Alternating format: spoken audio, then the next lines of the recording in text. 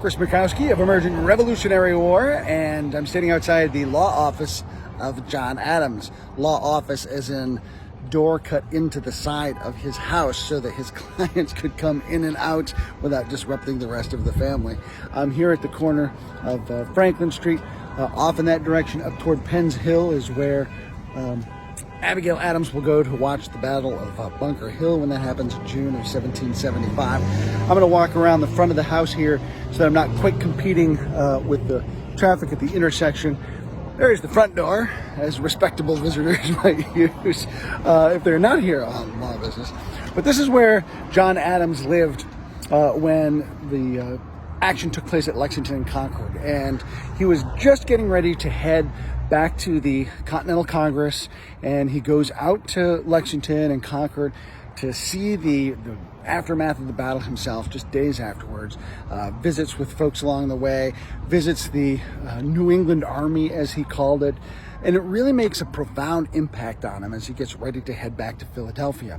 Unfortunately, he gets sick as soon as he gets home, so that delays his departure. The rest of the delegation heads south, and then he catches up with them by the time they've gotten to New York, because they're kind of stopping along the way, and so they make the rest of the way into Philadelphia. And what Adams saw as a result of that British incursion out to Concord and the fighting that took place back profoundly shaped his thinking as he got to the Continental Congress, because now suddenly the situation has an urgency here in Boston and in Massachusetts that it doesn't have anywhere else, because there really hasn't been, open warfare yet. And so blood has been shed. His visit to the New England Army up here also has an important impact on him. So that's why, for instance, when Virginia demonstrates that it's right along with Massachusetts as far as being outraged at the taxation that's going on and concerned about colonial rights, Adams sort of helps co-opt that Virginian outrage. He's going to nominate George Washington to be in command of the army, so that it's not just a New England army, but then it becomes a continental army. Washington's experience up here in Boston is going to profoundly impact him, because he'll see how hard it is to deal with militia who are kind of coming in and out all the time. They don't have the training, they don't have the discipline.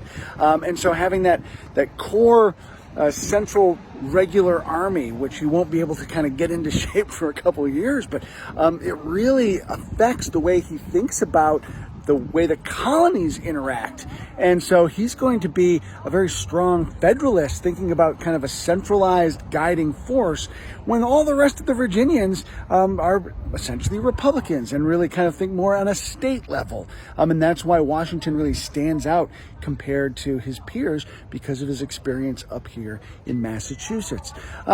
Adams will also be, really impacted by the events in Lexington and Concord when he goes back to Philadelphia. He's going to really start pushing for independence. That's not really going to start to really turn until the publication of Common Sense in January. I mean, he's got Virginia that's with him, but he's got delegations that are explicitly told not to vote for independence, not to go that far. The big influential colonies of New York, Pennsylvania, they're just not there yet, even if Virginia might be.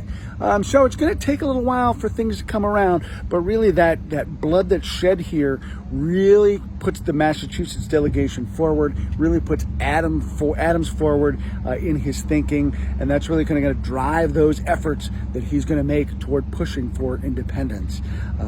So big, huge ripples that come as a result of Lexington and Concord. In Quincy, Massachusetts, at the home of John Adams, and there's his birthplace behind me.